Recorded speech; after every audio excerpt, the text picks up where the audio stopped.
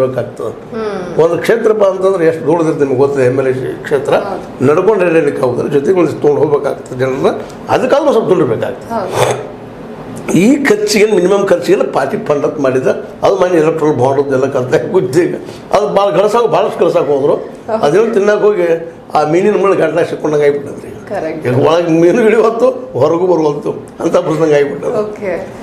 ಸರಿ ಸರ್, ಇವಾಗ ನಮ್ಮ ರಾಜ್ಯದ ವಿಷಯಕ್ಕೆ ಬರೋ ಹಾಗಿದ್ರೆ ಇವಾಗ ಜಯಪ್ರಕಾಶ್ ಹೆಗಡೆ ಅವರು ಮತ್ತೆ ಕಾಂಗ್ರೆಸ್ ಸೇರ್ಕೊಂಡ್ರು, ಇನ್ನು ಹಲವಾರು ಜನ ಕಾಂಗ್ರೆಸ್ ನ ಸೇರ್ಕೊಳ್ತಾನೆ ಇದ್ದಾರೆ. ಈಗ ಡಿ.ವಿ. ಸದಾನಂದ ಗೌಡರು ಕೂಡ ಸೇರ್ಕೊಳ್ತಾ ಇದ್ದಾರೆ ಆ ಲಿಸ್ಟ್ ಅಲ್ಲಿ. ಅಂದ್ರೆ ಸದಾನಂದ ಗೌಡರ ಹೆಸರು ಕೂಡ ಕೇಳಿ ಬರ್ತಾ ಇದೆ. ಡಿ.ಕೆ. ಶಿವರು ಕೂಡ ಪರೋಕ್ಷವಾಗಿ ಅದ್ರ ಬಗ್ಗೆ ಹಿಂಟ್ ಅನ್ನ ಕೊಟ್ರು. ನನ್ನ ಜೊತೆಗೆ ಕೆಲವೊಂದಷ್ಟು ಜನ ಕರೆ ಮಾಡಿ ಚರ್ಚೆ ಮಾಡಿದ್ರೆ, ಇನ್ನೊಂದಷ್ಟು ಜನ ನಾನು ಮೀಟ್ ಮಾಡಿ ಮಾತಾಡಿದ್ದಾರೆ, ಶೀಘ್ರದಲ್ಲಿ ಗೊತ್ತಾಗುತ್ತೆ ಅಂತ ಅಡ್ಡಗೋಡೆ ಮೇಲೆ ದೀಪ ಇಟ್ಟಿರೋ ತರ ಮಾತಾಡಿದ್ರು. ಡಿ.ಕೆ. ಶಿವಕುಮಾರ್ ಅವರು ಅತ್ಯಂತ ಜಾಣ ರಾಜಕಾರಣಿ.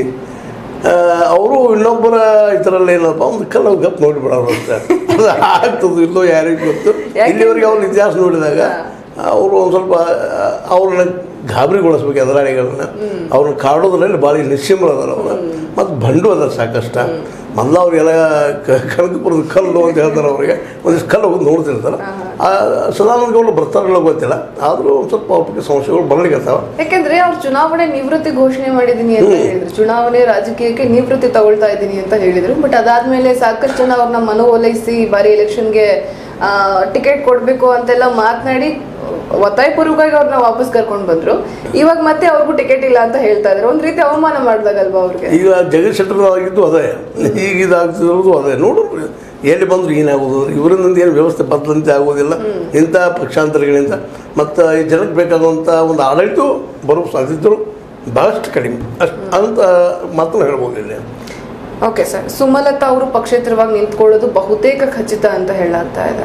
ಅಕಸ್ಮಾತ್ ಅವರು ಪಕ್ಷೇತರವಾಗಿ ನಿಂತ್ಕೊಂಡ್ರೆ ಎರಡು ಪಕ್ಷಕ್ಕೆ ಎಷ್ಟರ ಮಟ್ಟಿಗೆ ವೆರಿಫೈ ಅಂದ್ರೆ ಹೆಚ್ಚು ಕಡಿಮೆ ಆಗುತ್ತೆ, ಅಂದ್ರೆ ವೋಟ್ಗಳಲ್ಲಿ ಎಷ್ಟು ಏರಿಳಿತ ಆಗ್ಬೋದು ಅಂತ? ಈಗ ಅಲ್ಲಿ ಎರಡು ನಿಂತ್ರೆ HDK ಮತ್ತು ಅವರು ಇರ್ಷೆಮಲ್ಲಿ ನಿಂತರು ಸಹಿತ ಇಬ್ಬರಲ್ಲೇ ಒಬ್ರು ಗೆಲ್ಲಬಹುದು ನಾವು ಅನ್ಬೋದು. ಅದರಲ್ಲಿ ಕಾಂಗ್ರೆಸ್ ಅಂದ್ರೂ ಚೆನ್ನಾಗಿದೆ, ಅಲ್ಲಿ ನಿಂತಂತ ಸಂಘಟನೆ ಇದೆ. ಕಾಂಗ್ರೆಸ್ ಇವರಿಬ್ಬರು ತಿಕ್ಕಡದಲ್ಲಿ ಬಂದರೂ ಬರ್ಬೋದು. ಯಾಕಂದ್ರೆ ಒಂದು ಸ್ವಲ್ಪ ವಾತಾವರಣ ಚೆನ್ನಾಗಿದೆ ಅವ್ರ ಬಗ್ಗೆ, ಅಲ್ಲಿ ಹೇಳ್ಬೋದು ಇಷ್ಟ. ಮತ್ತು ಇಲ್ಲಿ ಸುಮಲತಾ ಅವ್ರು ನಿಲ್ಲೋಣ ಅದು BJP ಅವ್ರು ಕೊಟ್ಟಿದ್ರೆ ಚೆನ್ನಾಗಿತ್ತು, ನಿಶ್ಚಿತ ಅವ್ರ ಆಯ್ತು ಬರ್ತಿದ್ರಲ್ಲೇ.